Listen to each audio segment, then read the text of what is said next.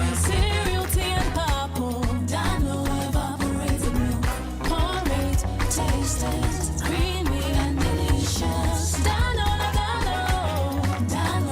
evaporated milk. Now you can enjoy a great creamy taste with Dano Full Cream and Dano Cool Cow Evaporated Milk. Try it and taste the Dano difference. Once in a while, an exceptional talent arises to take the comedic scenery to another level. Bird in the southeast, Birds in the south-south, and now in the southwest. Lagos, are you ready? As MC Monica presents Who is Chisom?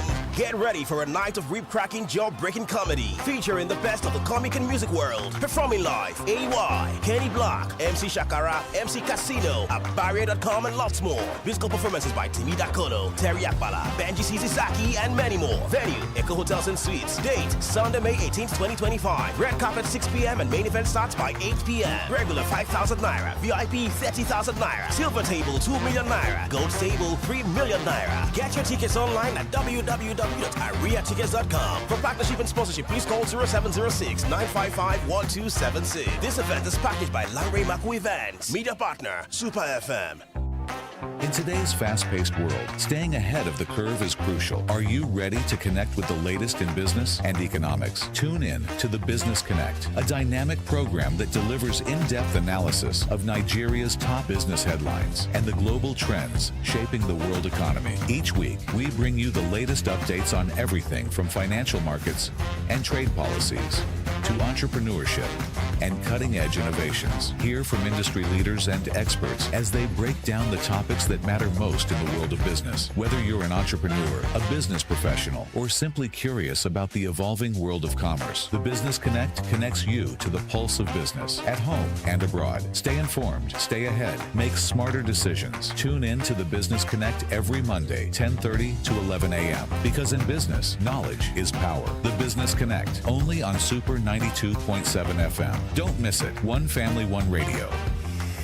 Follow us on all our socials at Super FM Lagos to stay connected and stay locked on your super station 92.7. So we have been speaking with Mr. Adedolapo Roluga on the importance of financial analysis for an SME. At first, he tried to put it in layman terms what financial analysis is and why an SME needs financial analysis. And of course, the type of business that needs it. Now we can even already state categorically that all businesses need financial analysis. Yes, you can. The way you can do it as an SME, or as a small business, it's not when you get to the medium part. It begins to take that turn where you actually might need yourself, especially if you want to upscale. Which makes me wonder: is there a difference between a financial analyst and an auditor? Okay, so when it comes to job roles, yes, but most of the time they still double and do the both same thing. But a financial analyst, or let me start. Yes, a financial analyst would look at your books and see like the future of your books, or if there is going to be a future in that books. An auditor is someone who most of the time is more like a watchdog. Watchdog in the sense that it helps to look for loopholes. It tries to look for where things are not going right, to see if things are not balancing, to see where the problems are. So those are what auditors usually do or stand for. But the financial analyst can look at your books and say, okay, with this, there's a problem for you to upscale. With this, you need to just maintain the traction. With this, you can expand or maybe look for external investors to help you and pump the business. I have a brainwave moment, and this might just be an absolute useless bubble. But what that just said to me is like, a financial analyst can show you your future going by what you have here. And an auditor shows you your past going by what he has in front of him. Right, the future and the past. It works, that right? Makes so it works, sense. Makes a lot of sense. That is amazing. Brainwave moment. Okay. So, I mean, I know that hiring a financial analyst as well as an auditor could be a hassle. For someone out there who is looking to actually expand, upscale, go from being a small business owner to a medium scale and even to like higher grounds, if they don't have the capacity to hire one, what can be done? Well, what I would say is that's where something like AI tends to come in. Okay. AI again. AI. Yeah, AI You're going to is, take everybody's job. no. So hold on. As it stands now, everybody actually have to guard their jobs because things are happening. I even have a friend called Temi Ogumanjo who recently met me and told me about an app he recently just built, and is about one, people's personal finance, and two, their business cash flow, where all you just have to do is just put your bank statement for you. It just generates everything for you and just sees, just tells you, okay, this is what you usually spend more money on. This is what you usually spend money list on. These are the things that you most likely might need in future. Gives you options. It's just a good way of giving you things at ease. So you don't have to stress yourself. What you just have to do is just check. You get. So AI has come to make things easier for people. So I'll appreciate if people actually jump in that line. So many people who are not actually tilting in that direction, most of the times it's cheap. So you can just download most of the apps, and we have some known ones, the Deep Blue Sea and the rest. You understand? Deep Blue Sea and the Fire Gods. The rest, just So go on. Even on find- Google, you can just basically just check things and just run through your statement and just to be sure. Or better still, you can even meet your banker, maybe your account officer, and just say, sir, let me just look through this in my business. Why? Because in the banking sector, if you want to request for a loan, what they always ask for is your financial statement for 6 months. That 6 months will tell us what your turnover is, will tell us how your business has run, if your business is viable for you to get extra funds. Okay. That brings viability. That brings me to the question of, I mean, when we talk about SMEs, one of the things we're looking forward to is getting the right investment for the SMEs. So I wonder, where investment is concerned, who, if a potential investor wanted to come to an SME and latch on an SME, who needs the financial analyst, the investor or the SME? The investor. Oh, Investor. okay. Why? Because the investor wants to pump his money into that business. So he has to look at your books to be sure that it's well kept. He has to look at your book to know that, okay, is there possibility of upscaling if they even invest in this business? Does this business have a long lifespan? Okay. So through your statement, they can, when he gets the financial analyst, they can just help him just project and see if you are actually following your business. Let me give you an example, a personal example. I had a former boss who had a friend, his best friend. Both of them were both colleagues. 3 of us worked in the same organization. So one left to start up a fintech business. The second, as best friend, left to be his CFO, that's Chief Financial Officer, just to manage the books. And the second one took leave of absence for like 3 months so that he would just check to see he doesn't get burnt. So he was helping the man to run his business for that 3 months. He now extended it for like a year. Unfortunately, this is his best friend. This was his best man in his wedding. While he was acting as a CFO in that particular business, he noticed that the man, though yes, he's the MD and CEO, yeah. was Moving eating most of the company's capital for his personal funds. Endeavors. His own personal business. At some point, the guy had to leave the fintech to go back into the banking sector to continue his life. Because he saw that there was He no knew future. that future. there was no life in this. He had to leave the CFO position to go back and take a normal banking officer working bank. Okay. So for an SME to get to the point where they upscale or go into medium or large scale companies, how often should this financial analysis be done? It's depending on the SME. Why I'm saying so, because most people actually run businesses and are comfortable with their businesses. But someone who has a futuristic mindset should now periodically look for assistance on, okay, this is what I've been doing for a while.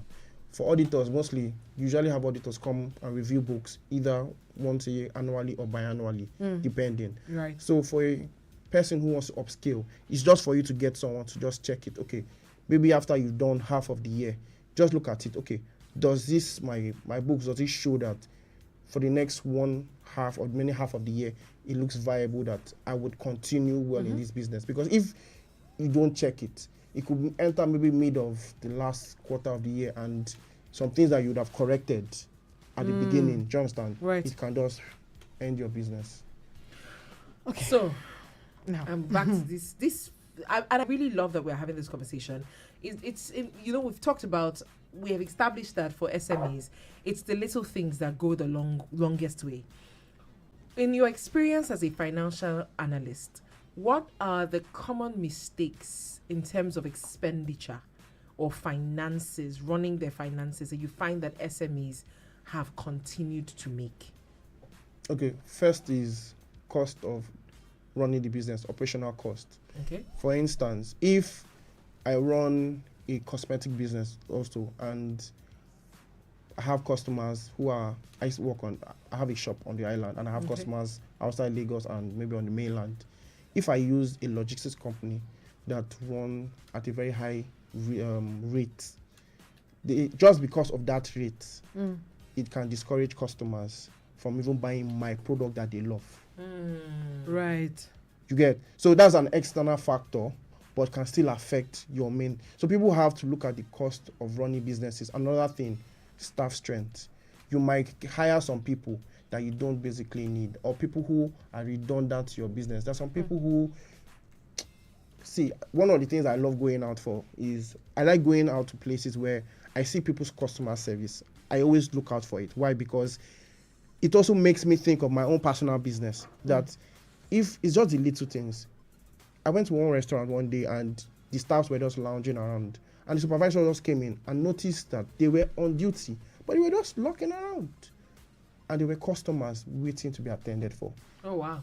So he had to scold them, and they were like, what's wrong with this bad oga? Do you understand? But I looked at it from the business point of view. Those people can kill the business. Imagine me being a customer and I see people just looking around, and I'm meant to be attended to. You're wasting my time.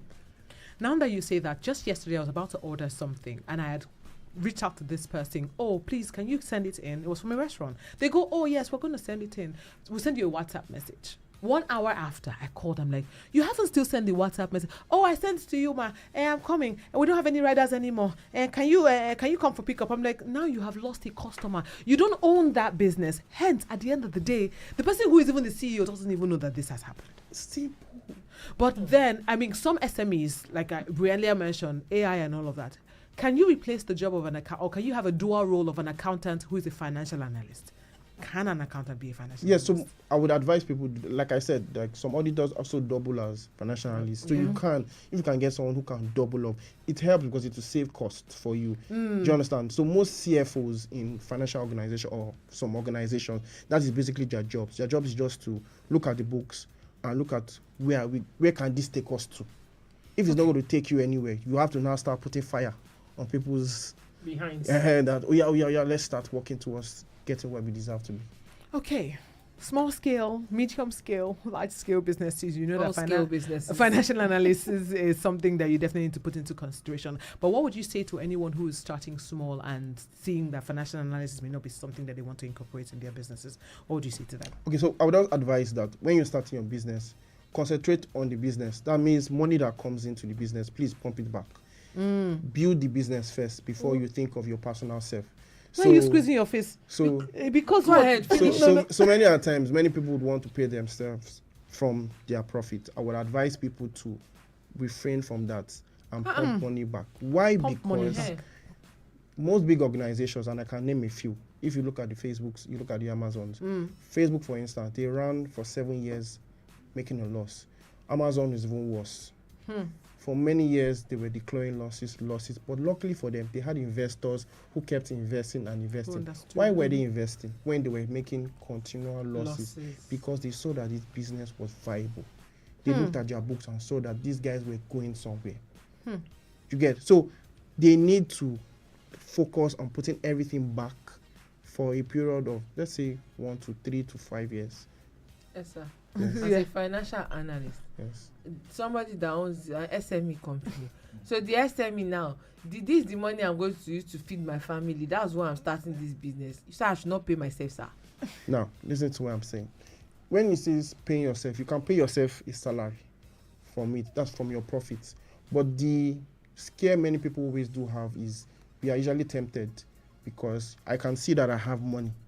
And I'm the owner and the Lord and God of my money. So I can look at it, I'm like, more, I need to fix something, I need to do something, and you just take out of your capital and take out of most of your profits, and you just use it for your personal needs, that in the long run will affect your business.